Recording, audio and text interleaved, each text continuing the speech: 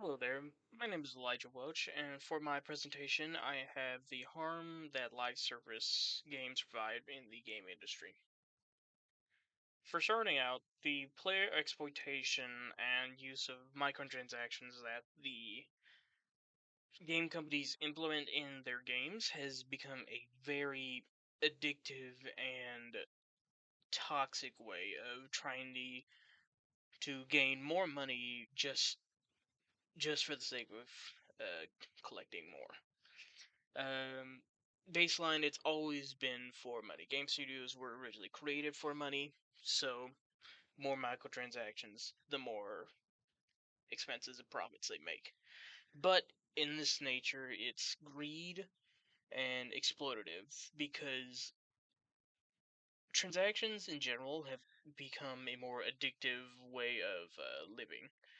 The more we buy, the more we purchase, the more we want to keep spending money. So in games such as this, such as Tarkov, such as Assassin's Creed, or even the failed Marvel game, all containing microtransactions that have had a detriment on what the game industry should be. These players usually being much younger, someone who can be more persuaded and coerced into spending more money and time on the games itself without actually playing the game just to play it. Players can hold a lot of fatigue for certain games archetypes, such as player battle passes. Games such as Call of Duty, Overwatch is a very big Game Pass working game. Even such as Fortnite, which that is the base of where the live service game started. It's a more popular one, but there, there are some there are some aspects of battle passes even with this game that some players may find endless and repetitive. Uh, Players want something new out of every game they hold. So when you have this archetype that is now being stretched so thin to where every new game now, every online service game is now Battle Pass, Battle Pass, Battle Pass. It becomes repetitive, it becomes boring, and becomes low effort for the industry. And players are tired of trying to actually enjoy the game when it's just the same thing being tried over and over again. Paid to win is one of the worst aspects of the community. Games such as Call of Duty, Counter Strike 2 being one of the worst for it, and Battlefront 2. All these games have certain battle passes and certain uh, packs in which cause the player to have certain advantages that they wouldn't if they actually decided to play the game straight through. Counter Strike 2 with different cosmetics, different guns and weapons that seem to be very unfair as someone who actually has had experience with playing these games themselves.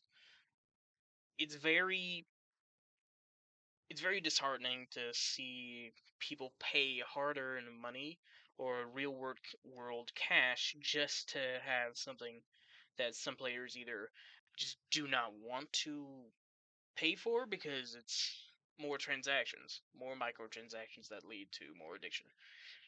Or they just don't have the funds to be able to actually spend anything on these certain games.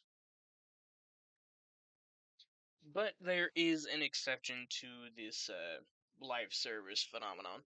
Fortnite being one of the biggest and probably the most prominent in live service games has become the exception.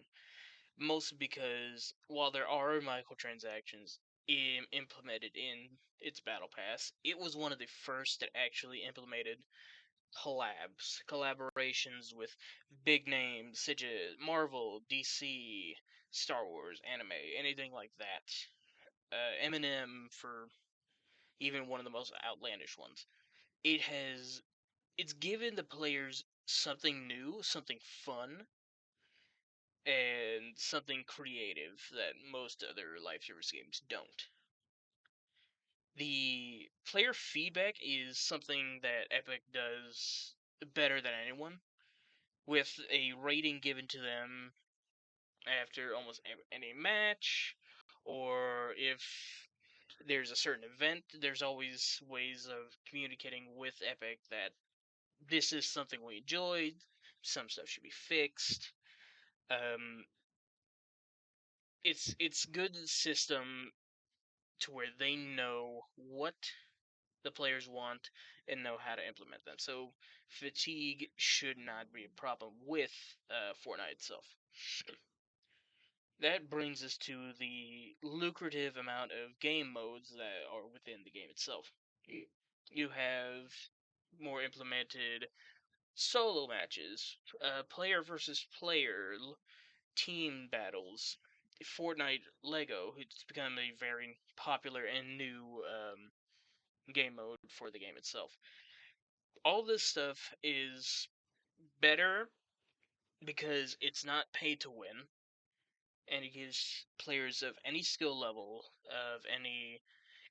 I've played this game for years and I'm just starting out. It becomes easier to grasp than most other live service games. And in with this, my conclusion is games should not be harmful for being live service. There should not be so many microtransactions that it becomes addictive to the point of just flatlining your bank account. It should not be repetitive to where players just feel like they want more, but it's just the same thing over and over again.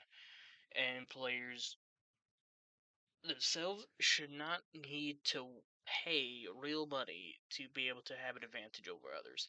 Yeah, it's good for some types of games, but for online live service multiplayer games, it's difficult.